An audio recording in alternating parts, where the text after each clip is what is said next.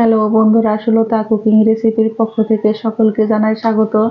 আজকে আমি রান্না করে দেখাবো পেঁপে আলু দিয়ে ডিমের তরকারি বাকি ঝোল।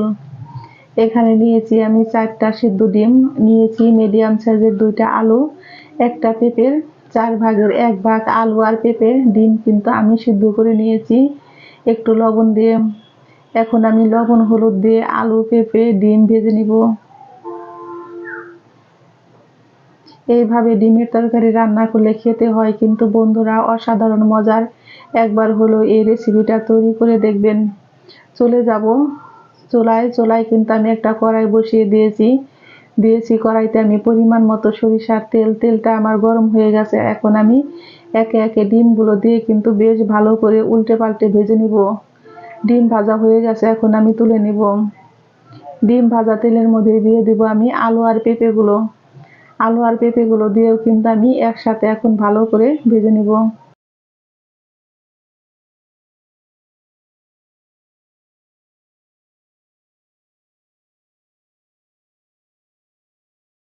আমার আলু আর পেঁপেগুলো ভাজা হয়ে গেছে, এখন আমি চুলায় থেকে নামিয়ে নিব।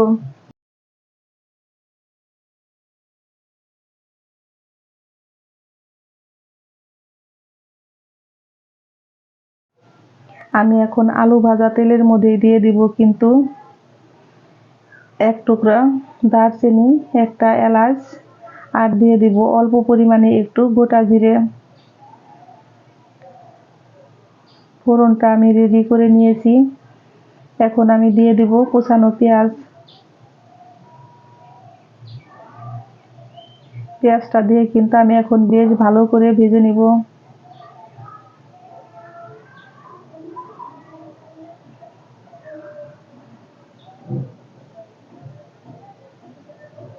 এখন আমি দিয়ে দিব হলুদের গুঁড়া, মরিচের গুঁড়া, ধনিয়ার গুঁড়া 1/2 চা চামচ পরিমাণে। বন্ধুরা মশলাটি আমার মিশিয়ে ভাঙানো, সেই জন্য আমি 1/2 চামচ পরিমাণে দিয়েছি। এখন আমি দিয়ে দিব 1/2 চামচ পরিমাণে লবণ। অল্প পরিমাণে একটু জল দিয়ে আমি মশলাটাকে বেশ ভালো করে কষিয়ে নিব। এই পর্যায়ে বন্ধুরা আমার রান্নাটি যদি ভালো লেগে থাকে অবশ্যই একটা লাইক করবেন, কমেন্ট করবেন, এবং যারা আমার নতুন বন্ধু আছেন তারা আমাকে একটা সাবস্ক্রাইব করতে ভুলবেন না। আমার নতুন এবং পুরাতন সকল বন্ধুদের জানাই আমি অসংখ্য ধন্যবাদ। এইভাবে মশলাটিকে কিন্তু আমি বেশ ভালো করে কষিয়ে নিব। আমার মশলাটা বেশ ভালো করে কষানো হয়ে গেছে। এখন আমি দিয়ে দিব 3টা কাঁচা মরিচকে এরকম হাত দিয়ে ভেঙে।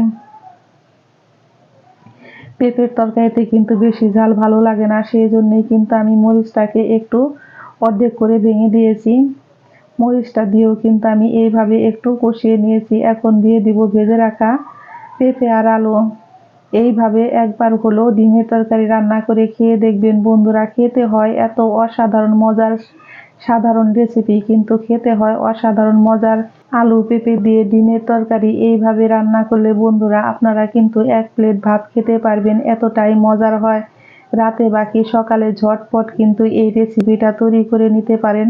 দেখা গেল রান্না করার মতো কিছুই নেই, এইভাবে সাধারণ জিনিস দিয়ে কিন্তু অসাধারণ মজার খাবার হয়।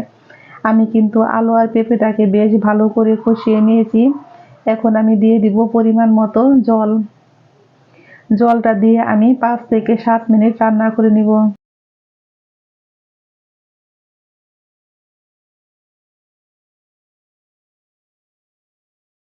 ফিরছি আমি 7 মিনিট পর। তরকারিতে কিন্তু আমার বলক চলে এসেছে। আমি এখন তরকারিটা একটু নেড়ে নিব। এর মধ্যে দিয়ে দিব ভেজে রাখা ডিমগুলো। ভেজে রাখা ডিমগুলো দিয়ে কিন্তু আমি একটু হালকা নেড়ে দিব। আজকে কিন্তু আমি ডিমের তরকারি দিয়ে ভাত খেয়ে তারপরে কিন্তু বন্ধুরা ভয়েস দিয়েছি। খেতে হয়েছে কিন্তু অসাধারণ মজার। এখানে আমি দিয়েছি 1 চা চামচ পরিমাণে জিরার গুঁড়ো।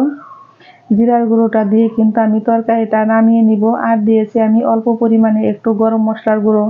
তরকারিটা রেডি হয়ে গেছে, আমি এখন চুলায় থেকে নামিয়ে পরিবেশন করে দেখাচ্ছি বন্ধুরা। দেখতে যেমন সুন্দর হয়েছে, খেতেও হয়েছে দারুণ মজার। ঝটপট তৈরি হয়ে গেল আমার পেঁপে দিয়ে ডিমের তরকারি।